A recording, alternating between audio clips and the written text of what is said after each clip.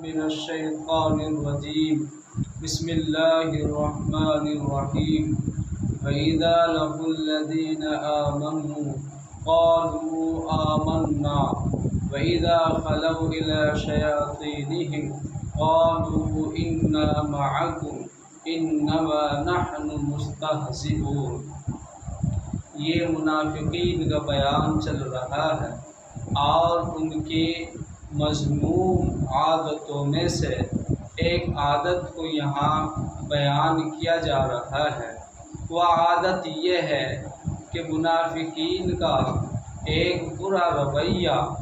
اور ایک غلط روش ان کی یہ ہے کہ جب وہ اہل ایمان سے مومنین سے ملتے ہیں، ان سے ملاقات کرتے ہیں تو ان سے اپنے ایمان کا اظہار کرتے ہیں اور ان سے کہتے ہیں کہ ہم تو مومن ہیں، تمہاری طرح ایمان لائے ہوئے ہیں، اس لیے تم ہمیں اپنے بھائی اور اپنے ہی جیسے سمجھو۔ گویا وہ اس سے اپنا فریب کرتے ہیں اور مومنین کو بہکاتے ہیں۔ دوسری طرف جب وہ اپنے بڑے منافقین یا مشرکین کفار وغیرہ سے ملتے ہیں اور ان کی خصوصی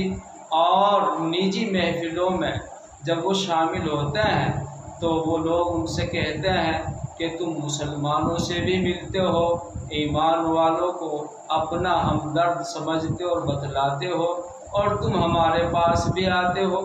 تو وہ اپنے شیاطین یعنی اپنے بڑے سردار جو منافقین بھی ہیں اور مشرکین اور کافرین بھی ہیں، پھر ان کو یہ کہتے ہیں کہ ہم مسلمانوں سے جو ملتے اور ملاقات کرتے ہیں اس سے تم دھوکہ مت کھانا، ہم تو ان سے ایسے ہی ملتے ہیں ان کا جی راضی کرنے کے لیے، بلکہ ان سے مذاق کرتے ہیں، اصلاً تو ہم تمہارے ساتھ ہیں اور تمہاری ہی جماعت کے اور تمہارے ہی گروپ کے آدمی ہیں، ہم تو ان سے جو ملتے ہیں وہ تو صرف ایک مذاق اور بہکاوا ہے۔ آیت شریفہ میں جو بات کہی گئی ہے اس سے یہ بات صاف سمجھ میں آتی ہے کہ ایک مومن کو اپنے ایمان میں کامل اور مخلص ہونا چاہیے۔ اگر ایمان میں کسی کی شرکت ہوگی،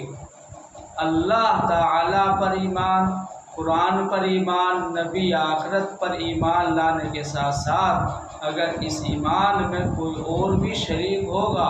اور ذرا سی بھی اگر کوئی شرارت ہوگی تو وہ ایمان اللہ کے یہاں مقبول نہیں ہوگا، جیسے منافقین کا ایمان مقبول اور معتبر نہیں ہے۔ اسی طرح دوسری بات یہ بھی سمجھ میں آتی ہے اور عام طور سے آج کل مشاہدے میں بھی آتی ہے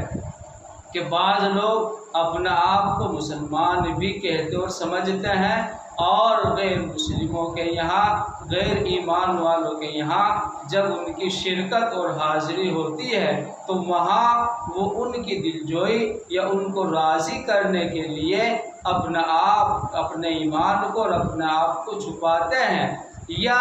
اپنے کمزور ایمان پر وہ افسوس کرتے ہیں اور غیروں کی بات سن کر انہی کی باتوں پر اعتماد اور ان کی تائید و تصدیق کرتے ہیں۔ یہ سراسر ایک بغاوت ہے اور منافقت ہے۔ اس سے اعتراض اور اس سے بچنا نہایت ضروری بات ہے۔